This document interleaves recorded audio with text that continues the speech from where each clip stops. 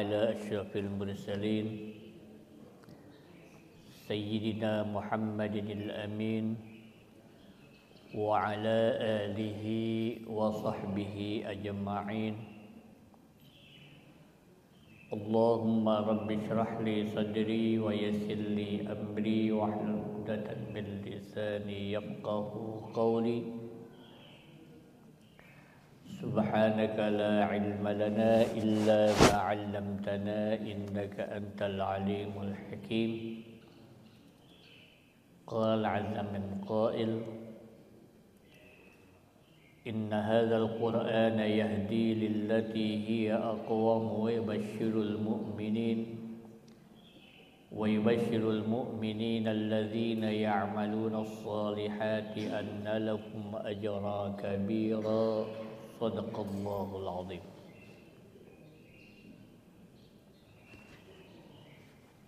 Alhamdulillah, berkat qudrat dan inayah Allah Subhanahu wa taala, kita sekalian masih diberi kesempatan untuk menikmati hidup ini sehingga kita bisa melaksanakan ibadah subuh berjamaah. Kemudian kita beriktikaf sambil membaca, mengkaji dan membahas beberapa firman Allah Subhanahu wa taala untuk mengisi hati kita dalam rangka meningkatkan keimanan kita. Karena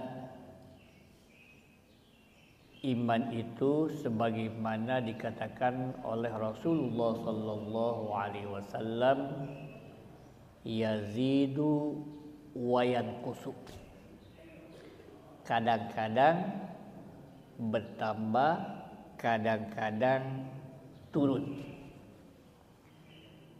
Cara menaikkannya adalah mengisi hati kita oleh ayat-ayat atau firman Allah Subhanahu wa taala. Dan yang menerima isi serta cahaya Al-Quran adalah Al-Qalbul Hayy, hati yang hidup.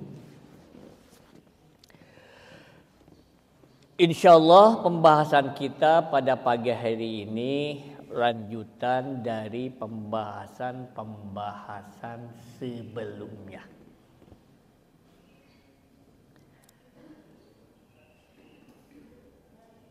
Pada pagi hari ini insyaallah kita akan membahas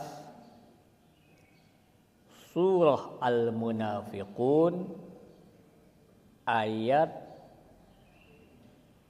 9.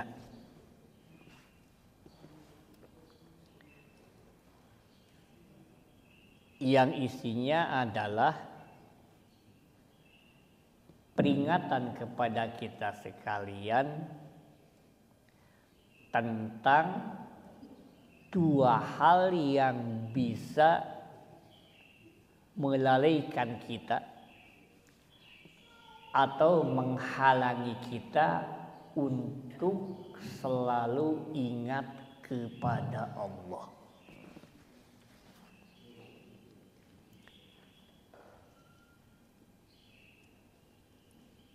Firman Allah Subhanahu wa taala, ya ayyuhalladzina amanu. Wahai orang-orang yang beriman, la tulhikum amwalukum wala auladukum an zikrillah. Janganlah harta-hartamu sekalian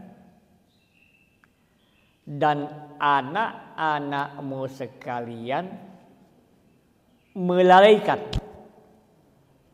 atau menghalangi untuk ingat kepada Allah.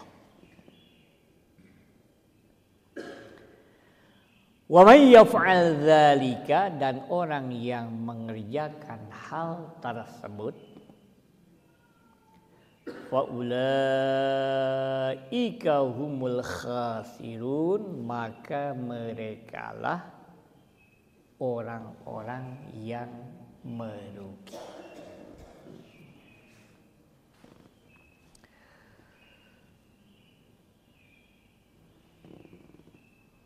Sebagaimana telah dijelaskan,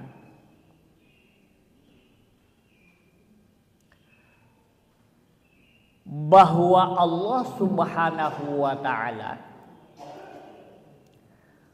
memerintahkan kepada kita sekalian sebagai ciptaan Allah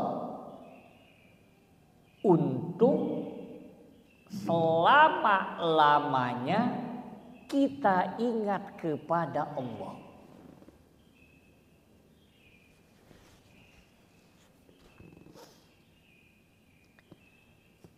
Di dalam surat Al-Baqarah ayat 152, dan sering saya bacakan untuk mengingat-ingat, Allah Subhanahu wa ta'ala memerintahkan kepada kita, fadhkuruni alkurkum.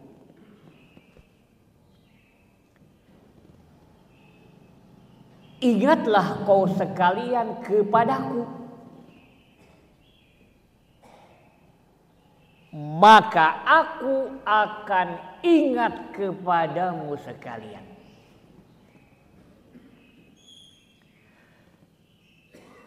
Ingatnya Allah tidak seperti ingatnya kita. Ingatnya manusia. Kalau ingatnya manusia hanya bersifat pikiran.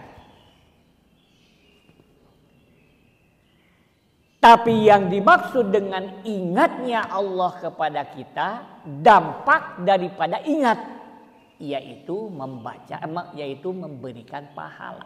Makanya di dalam kitab-kitab tafsir selalu diartikan al-kurukum itu ayat usibu alaikum, memberikan pahala kepadamu sekalian.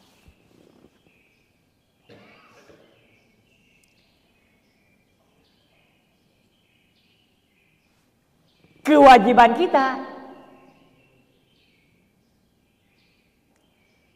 selalu ingat kepada Allah. Hak kita yaitu pahala yang diberikan oleh Allah Subhanahu wa ta'ala.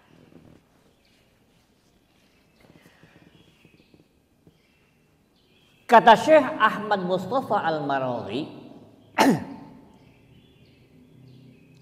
zikrullah, ingat kepada Allah bisa dilakukan dengan 3 cara. Mufassir yang lain mengatakan dilakukan dengan 2 cara. Kalau menurut beliau, zikrullah, ingat kepada Allah itu bisa dilakukan dengan 3 cara.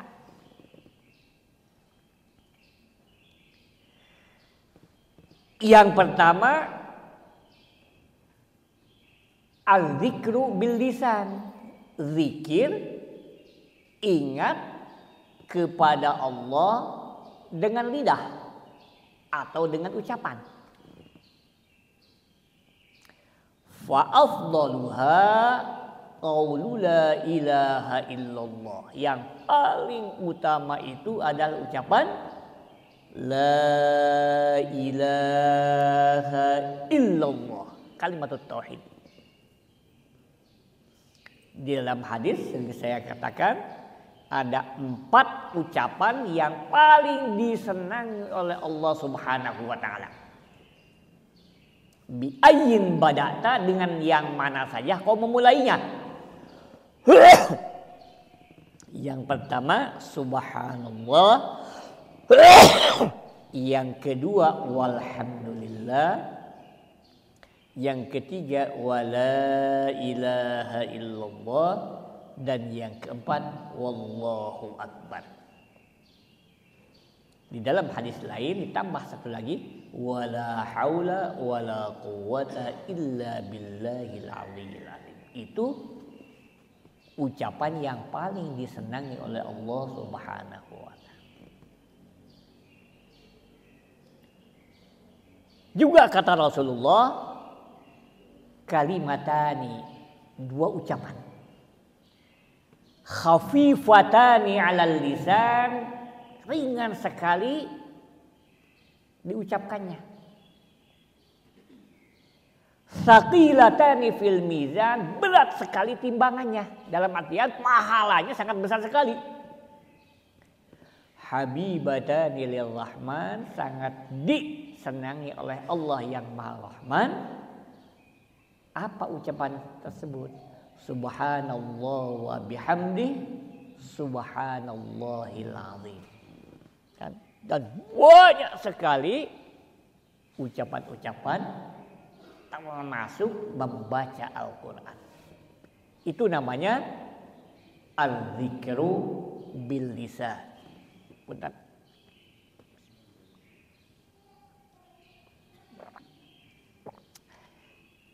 Yang kedua, innalillahi.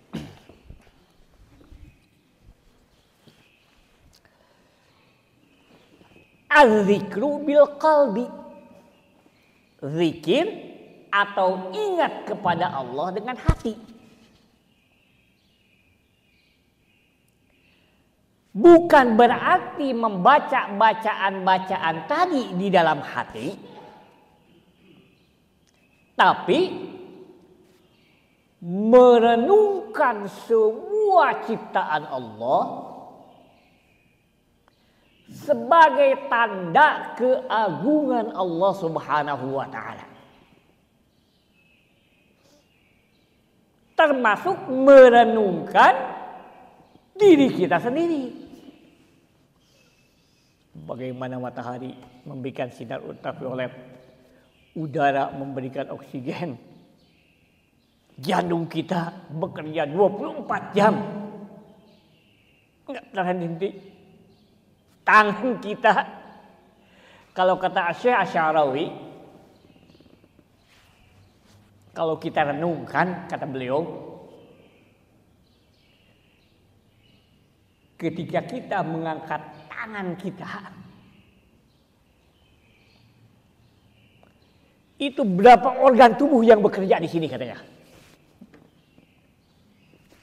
Oleh pikiran kita kan diarahkan untuk mengangkat ke atas. Berpuluh-puluh bahkan beratus-ratus organ tubuh di dalam tangan ini bekerja katanya. Syaraf bekerja, urat bekerja, otot bekerja, darah bekerja, menjalankan fungsinya masing-masing.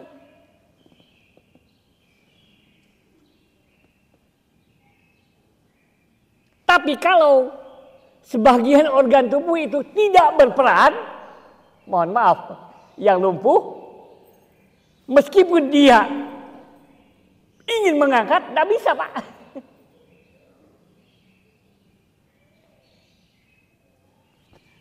Mohon maaf, tukang azan di masjid, saya di sana, almarhum sekarang,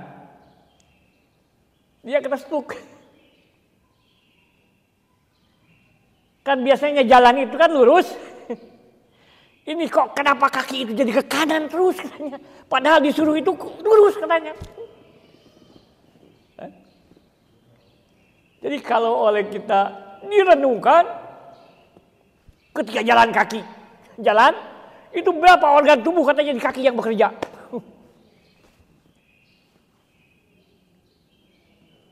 wa fi anfusikum afala tubsirun. Dan pada dirimu sekalian, apakah kau tidak merenungkannya, memikirkannya? Kan? Itu namanya al-zikru bil qalbi. Zikir atau ingat kepada Allah dengan pikiran atau dengan hati. Kemudian yang ketiga, al-zikru bil jawarih. Zikir, ingat kepada Allah dengan seluruh anggota badan kita.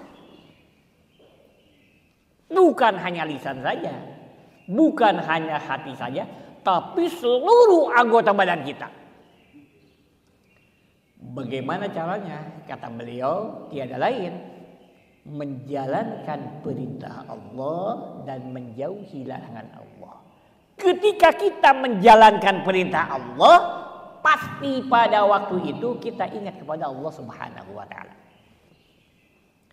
Ketika kita menjauhi larangan Allah, pasti pada waktu itu kita ingat kepada Allah Subhanahu wa taala. La ma'siyata ma'al zikri. Orang tidak akan maksiat ketika dia ingat kepada Allah Subhanahu wa taala. Oleh karena itu, yang sebenarnya kita itu selama-lamanya bisa selalu ingat kepada Allah. Bisa dengan ucapan,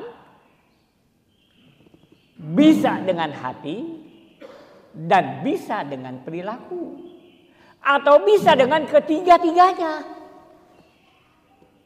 Makanya kata Abdullah bin Amr bin As, salah satu tanda orang yang berbahagia itu adalah ayyadhkura la ilaha illallah waktan ba'da waktin. Selalu ingat kepada Allah setiap saat. Balasannya, al-kurukum, aku akan memberikan pahala kepadamu. Hanya ingat saja kepada Allah, kita sudah mendapatkan pahala. Kalau selamanya kita ingat kepada Allah, maka pada waktu itu kita mendapatkan pahala. Coba, itu baru ingat saja, Bu. Mbak. Belum amal-amal yang lainnya. Kan? Makanya kata para ulama, untuk memperoleh pahala dari Allah Subhanahu wa taala itu mudah yang sebenarnya. Asal kita mau. Sama halnya untuk mendapatkan siksaan juga sangat mudah. Asal kita tahu kuncinya. Bahkan kata Asy-Sya'rawi, innallaha wazza'a tsawaba fi kulli makan. Allah menebarkan pahala di setiap saat, di setiap tempat. Pandai-pandailah kita mengambil pahala yang ditebarkan oleh Allah.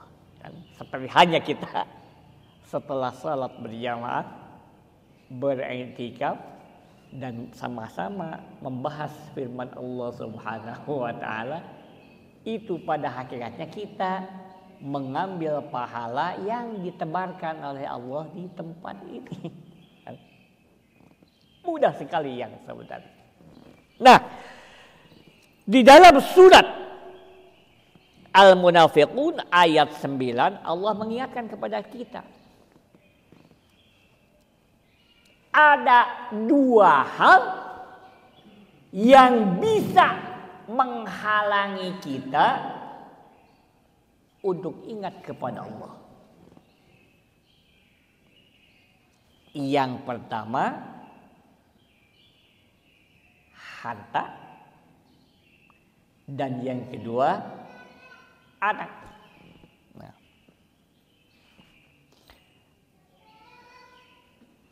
Kenapa dua hal tersebut bisa menghalangi kita untuk selalu ingat kepada Allah?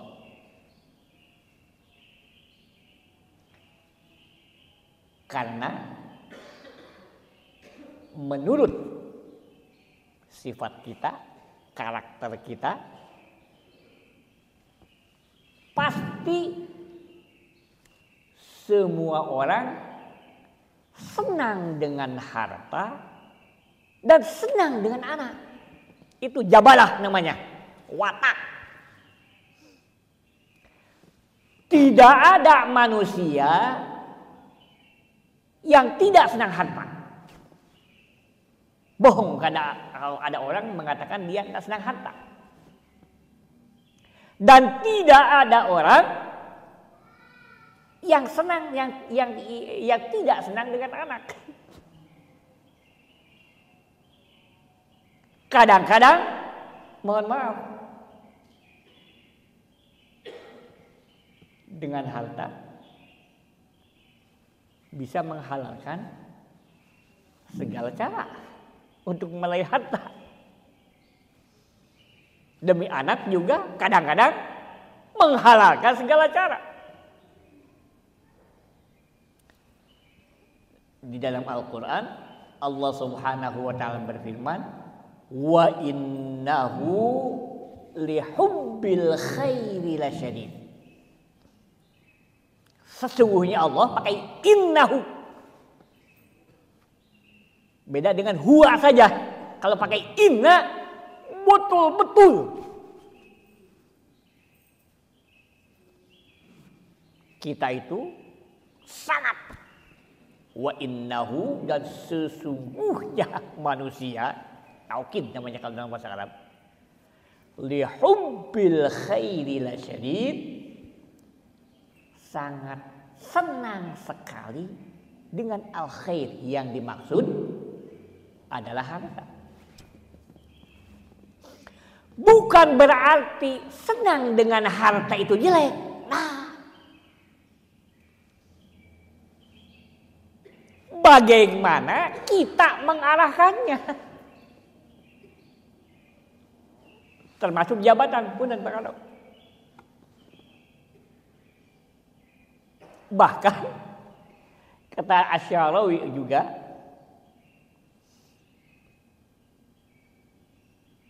An-Nahl ayat 30 pernah saya sampaikan, lilladzina ahsanu fi hadhihi dunya hasanah, bagi orang yang berbuat baik di dunia itu akan mendapatkan kebaikan. Itu dasar ya sebenarnya, bahwa dunia itu harus kita ambil.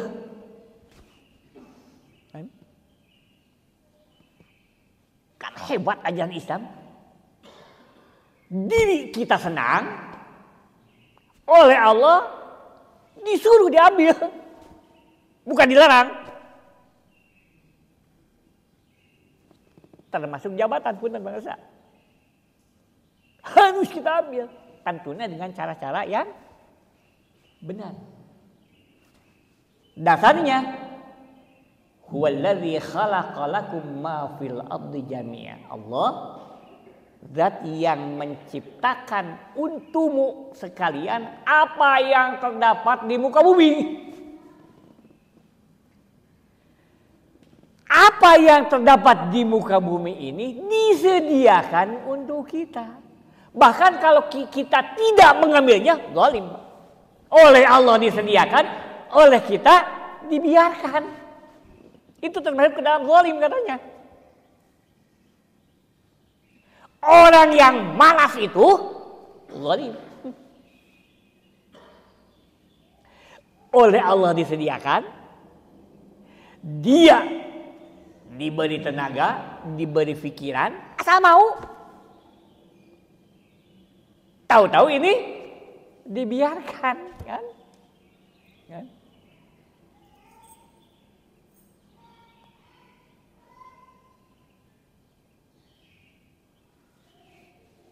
Yang kedua, ya kan? Huwa ansya'akum minal ardi wasta'marakum fiha.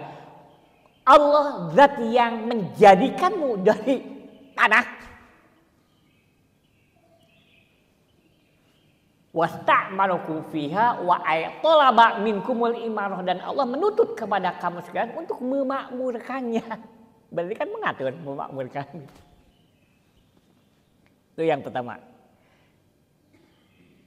Yang kedua, akan bermanfaat bagi diri kita dan bagi orang banyak. Coba kalau dunia itu diambil oleh orang yang tidak benar, hanya bermanfaat bagi diri dia. Bagi orang lain nggak manfaat, bahkan kadang-kadang madharat. Dengan harta bisa membunuh orang.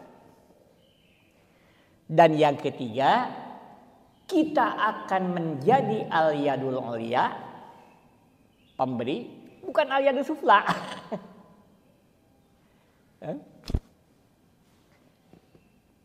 Kata Rasulullah, ni'mal malus saleh lirrajulis saleh. Sebaik-baiknya harta yang baik adalah harta yang dimiliki oleh orang baik. Harta yang dimiliki oleh orang baik bisa jadi masjid, bisa jadi jalan, bisa jadi majelis, dan bisa jadi segala macam. Ya. Ni'mal malus saleh lirrajulus saleh. Bahkan di dalam surat Al-Munafiqun, di antara tanda orang yang berbahagia, qad aflahal mu'minun. Betul-betul berbahagia orang-orang yang beriman. Alladzina hum fi salatihim khashi'un, yang orang di dalam salatnya itu khusyuk. Terus walladzina hum lizzakati fa'ilun, dan orang-orang yang terhadap zakat mengerjakan. Pertanyaannya, zakat itu dikerjakan atau dikeluarkan? Dikeluarkan, bukan dikerjakan. Beda dengan sholat. Kalau sholat dikerjakan. Kenapa di dalam ayat tersebut katanya ungkapannya walladzina hum lizzakati fa'ilun, orang-orang yang terhadap zakat mengerjakan. Bukan walladzina hum lizzakati mukhrijun, orang-orang yang terhadap zakat mengeluarkan. Itu mengandung konotasi katanya. Ketika orang bekerja sudah ada niat zakat.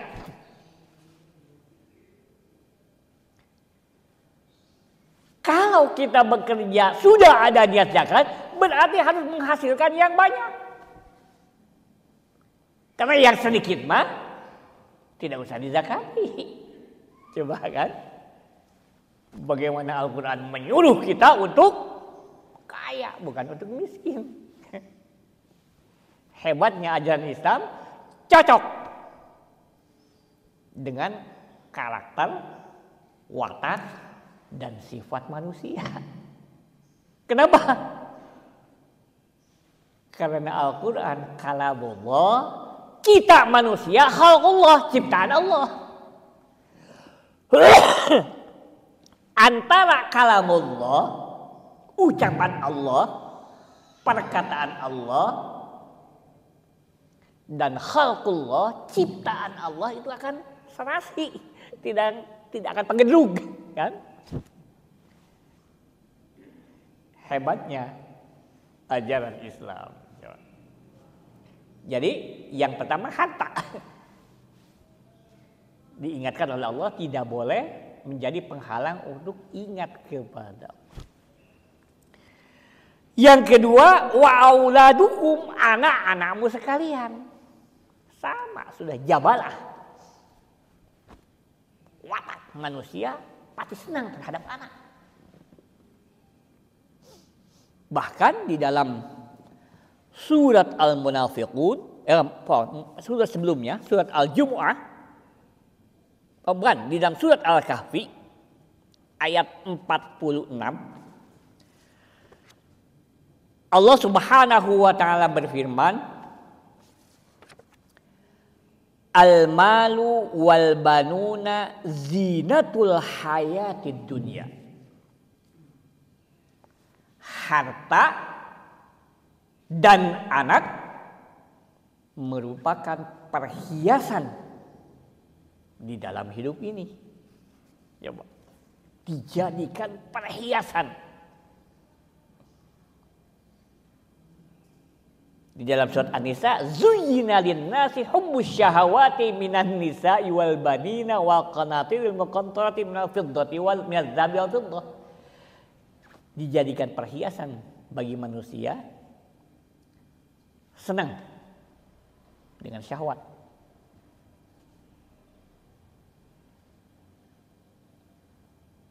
Istri, anak, kemudian harta baik perak maupun emas, kan itu satu sampal saja, kan? Itu sudah jabalah watak manusia. Nah, kalau kita lihat sifat daripada perhiasan akan baik dan indah jika diterapkan pada tempatnya.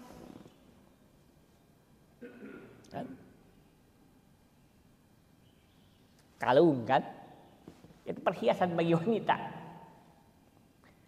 ditempatkannya di sini. Kalau ditempatkan di perut, bukannya indah tapi jelek. Gaun pengantin kan perhiasan, Pak. Kalau dipakai oleh pengantin pada waktu resepsi akan indah sekali. Tapi kalau dipakai bukan pada waktunya, bukan indah tapi jelek. Apalagi bukan pada tempatnya. Sama harta dengan wanita juga akan dianggap baik jika ditempatkan pada tempatnya, digunakan sesuai dengan kehendak pemberinya. Si anu mah orang kaya, banyak hartanya, banyak membantu orang lain, kan?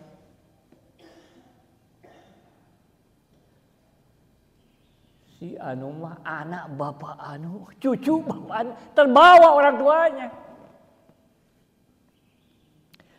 Tapi kalau sebaliknya, diingatkan juga oleh Allah Subhanahu wa taala di dalam surat At-Taghabun ayat 14, ya ayyuhalladzina amanu, wahai orang-orang yang beriman, inna min azwajikum, sesungguhnya sebagian dari pasangan-pasanganmu sekalian, istri-istrimu sekalian atau suami-suamimu sekalian, wa auladikum, dan anak-anakmu sekalian, aduwallakum, jadi musuh kepadamu sekalian. Istri bisa jadi musuh, suami bisa jadi musuh, anak bisa jadi musuh. Fahdharuhum, awas, hati-hati dengan mereka, katanya. Istri yang mana? Tadi, istri yang selalu tidak menjalankan perannya. Suami yang mana? Suami yang tadi tidak bisa menjalankan perannya. Anak yang mana tadi? Anak yang tidak bisa kita mendidiknya sehingga tidak menjadi orang yang saleh. Coba, kata Nabi juga, ad-dunya mata, dunia itu adalah harta perhiasan. Wa khairu mata'iha al-mar'atus salihah. Sebaik-baiknya perhiasan dunia, harta dunia, adalah istri yang salihah. Bayangkan, nikmat kalau punya istri yang salihah. Tapi sebaliknya, kalau punya istri yang nggak benar, repot hidup ini. Begitu juga istri yang tidak punya suami, tidak bertanggung jawab, macam-macam, wah repot.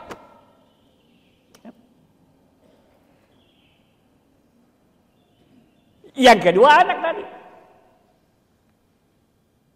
Idza mata banu Adam in qata'a amalu.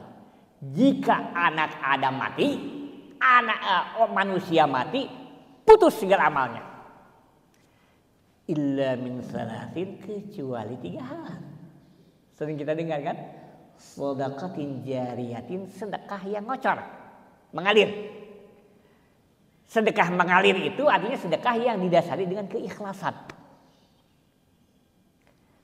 Wa ilmin yuntafa'u bihi, dan ilmu yang bermanfaat. Semua ilmu, bukan hanya ilmu ngaji saja. Semua ilmu. Yang ketiga, wa waladin sholihin yad'ulah, anak yang saleh yang mendoakan kepada orang tuanya. Pasti anak yang saleh itu mendoakan. Semua orang pasti menginginkan mempunyai anak soleh. Tapi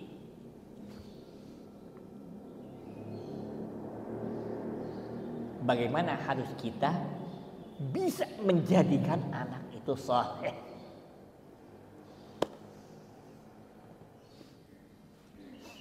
Kalau kata Asy-Sya'rawi, mufassir besar, kadang-kadang kita itu tidak seimbang memperlakukan anak kita. Badan dan rohani. Kalau terhadap badannya kita sangat memperhatikan sejak kecil. Fisiknya. Anak kecil kan, tidak makan, kita kejar-kejar kan.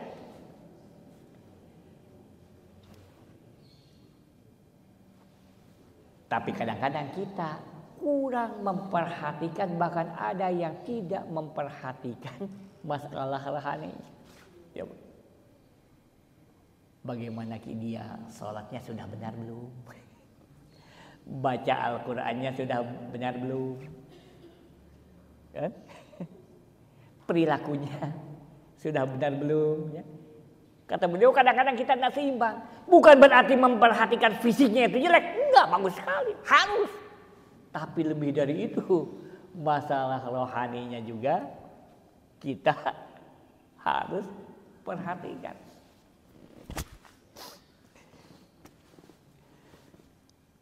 Kemarin itu ada MTQ tingkat Jawa Barat, Pak. Yang juara pertama hafalan 30 juz putri SD kelas 6, bayangkan. Itu sudah 3 kali berturut-turut. Sekarang tahun berapa? 2005, 2004 dan 2005, 2004, 2003. Ya. Tahun 2003 itu dia juara pertama berarti kelas 4 SD. Bisa mengalahkan yang umurnya 20-an lebih.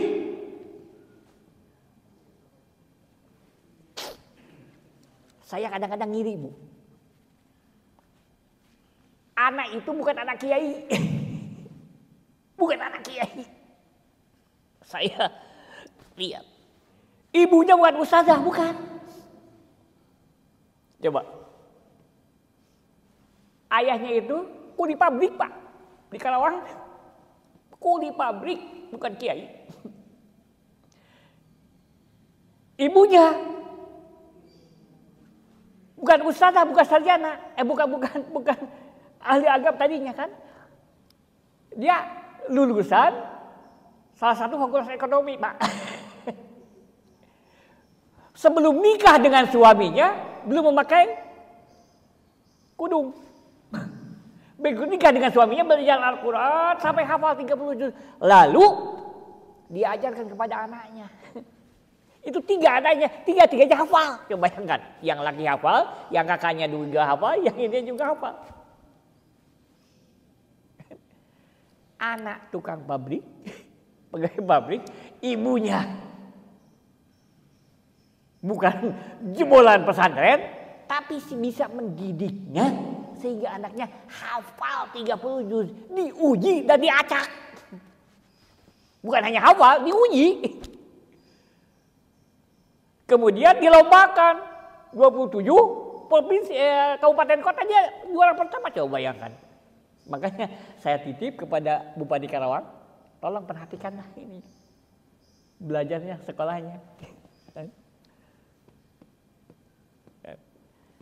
Bagaimana kita tadi mendidik supaya sehingga anak tersebut menjadi anak yang saleh.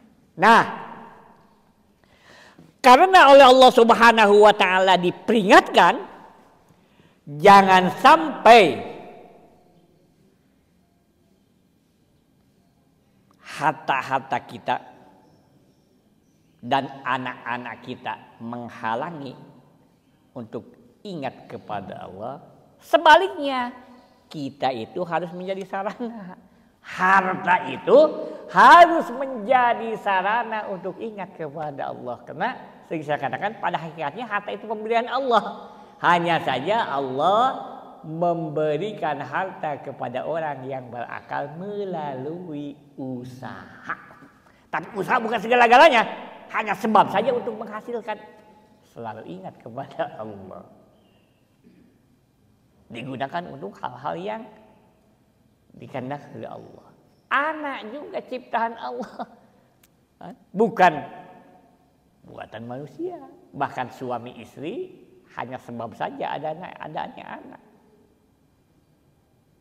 Meskipun dia punya anak, kalau punya keinginan, kalau oleh Allah Subhanahu wa taala tidak diberikan, ya tidak akan bisa.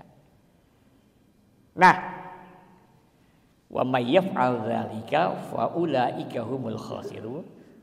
Orang yang harta dan anaknya itu mengganjal, menghalangi untuk selalu ingat kepada Allah, itulah orang yang merugi. Sebaliknya, mafhum mukhalafahnya, orang yang harta dan anaknya itu menjadi pendorong untuk selalu ingat kepada Allah, maka dia termasuk orang yang berbahagia. Mudah-mudahan ayat ini mengingatkan kepada kita dan memperkuat kepada kita. Yang pertama, kita bisa selalu ingat kepada Allah baik dengan ucapan, renungan, dan perilaku.